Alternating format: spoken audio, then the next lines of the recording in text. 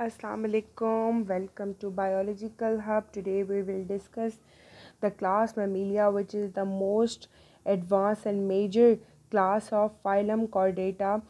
Class Mammalia, which is included in group Vertebra. I already tell you in my last videos. So let's start our video without wasting our time. So mammals, you know that what are mammals? Mammals have fur on their body, mammals have hair on their body, they feed their young ones, they give milk to their young ones, they nourish their childs. And actually class mammals, mammalia, are the organism, they are fully adapted to live on terrestrial land, on dry land. Okay, actually they are evolved from the reptiles before 65, almost 65 million years ago in Cenozoic era, and these are the most advanced group of animals on earth. Okay, let's start their characteristics. Actually mammals, I already tell you that these are the most advanced groups of animals. So their central nervous system, their brain, their spinal cord is highly advanced and highly advanced structure. And their lungs, basically their lungs are also very much advanced to live on the terrestrial land. So that's why their lungs contain alveoli and bronchioles. You know what, the blood vessels and the alveoli, these are the sacs of gases which are present in the lungs. They having the diaphragm. Okay, इससे पहले के जो सारे organisms हैं जो कि reptiles, for example birds हैं, या फिर उसके पहले हमने कॉन्ड्रिक थी, ऑस्ट्रिक थी, इसकी क्लासेस पढ़ी थी, उनमें कोई डायफ्राम स्ट्रक्चर नहीं होता. Diaphragm is actually the muscular structure, ठीक है, जो कि जब हम रिस्पायरेशन करते हैं तो हमारे diaphragm up and inward x current और इन करंट वे में जो है वो मूव करता है. उसके अलावा this actually diaphragm is present in our chest. उसके अलावा they having a sweat glands and species glands. Sweat glands are the glands which produce the sweats, पसीना प्रोड्यूस करते हैं. स्पीशीज ग्लैंड हमारी बॉडी के अंदर हैं जो कि ऑयल्स प्रोड्यूस करते हैं हमारी बॉडी के सेल्स में. उसके अलावा these are the warm blooded animal. Warm blooded का क्या मतलब होता है? They don't change according to the environment, ठीक है, अगर गर्मी है सर्दी है, ये अपने अंदर के टेम्परेचर को मेंटेन रख सकते हैं. उसके अलावा पेंटाडेक्टाइल लिम्स होते हैं इनमें. पेंटाडेक्टाइल लिम्स का क्या मतलब? पेंटा मीन 5, लिम्स मैंने उंगलियाँ, ठीक है.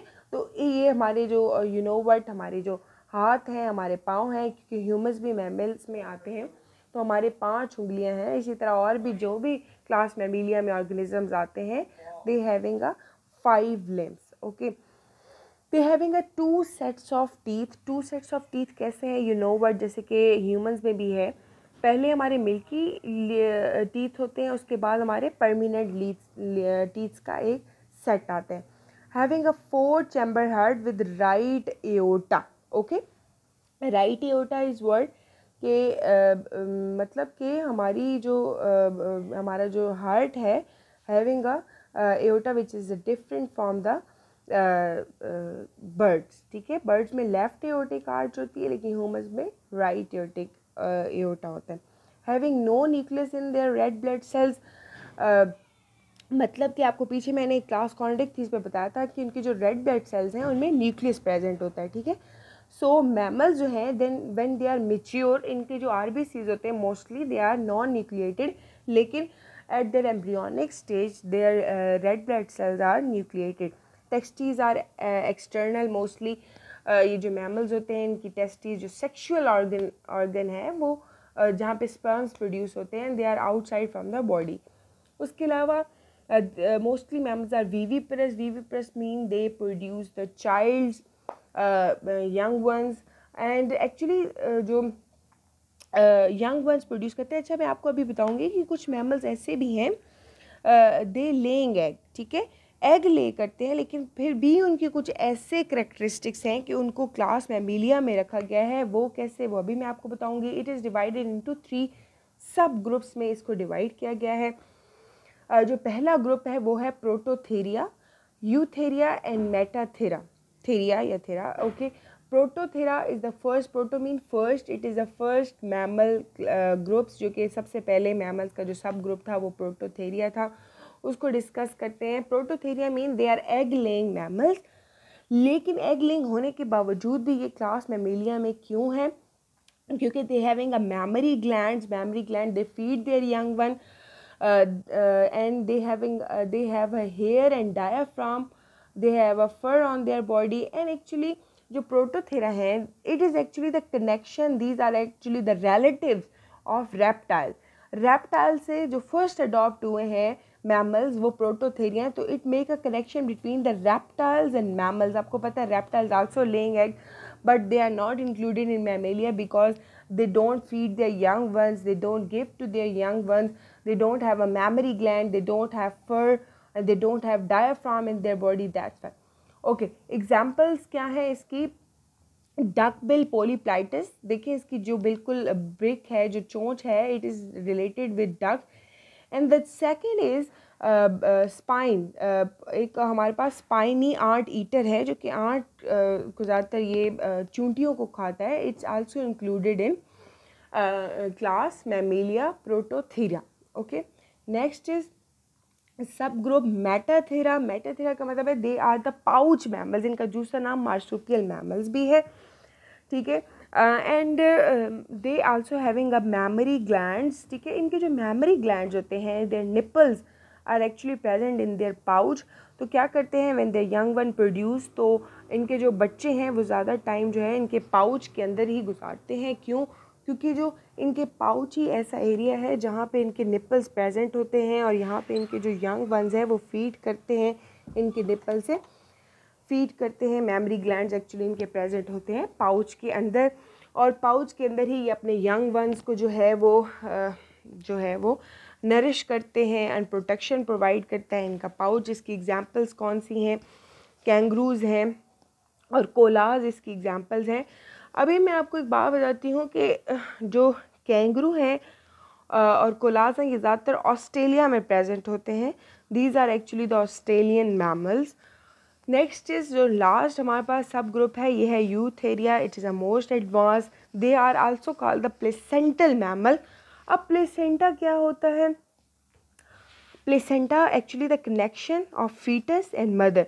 जब यूट्रस के अंदर, uterus is a actually the pouch in which the young ones nourish, जब आप जिस तरह फॉर एग्जांपल ह्यूमंस में जो है वहाँ पे इम्बेलिकल कॉर्ड भी इसको कहते हैं प्लेसेंटा को, जो यूट्रस है ह्यूमन के अंदर, वहाँ पे 9 मंथ्स जब बेबी डेवलप करता है तो एक कॉर्ड होती है, प्लेसेंटा होता है, जो कि कनेक्शन होता है बेबी का विद द मदर बॉडी के साथ, ठीक है। इस कॉर्ड से क्या क्या चीज़ें जो है हेल्पफुल है, ये क्यों हेल्पफुल है? Actually mother give all the feeding nutrients to the baby by this placenta, इस प्लेसेंटा के थ्रू, और ऑक्सीजन जो रिक्वायरमेंट है बेबी की वो भी इस प्लेसेंटा के थ्रू उसकी पूरी हो सकती है। उसके अलावा जो बेबी है excrete their waste material through placenta to the mother body, ठीक है। तो वो भी सारा जो है वो प्लेसेंटा, इसलिए actually it is a connection between the foetus and the mother body. So they are placental mammals.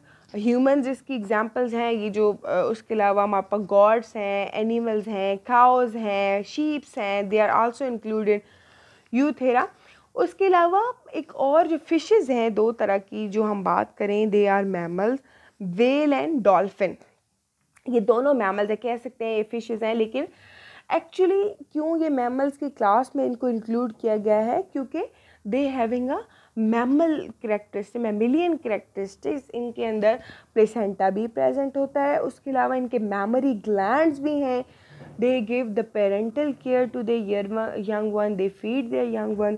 अच्छा, जो हम वेल की बात करते हैं, आपको पता है वेल एक सबसे बड़ा मैमल है, ठीक है। जो वेल का जो जब एक बच्चा प्रोड्यूस होता है तो आपको पता है उसका जो वेट होता है वो तकरीबन जो है 200 पाउंड्स तक, मतलब 1000 किलोग्राम उसका वेट होता है, इतना बड़ा बच्चा है उसका। उसके अलावा जो मैमल्स हैं वो 60 टन्स जो है वो मिल्क प्रोड्यूस कर सकती हैं, इतना ज़्यादा मिल्क जो है वो प्रोड्यूस करते हैं, and they nourish and feed to their young once.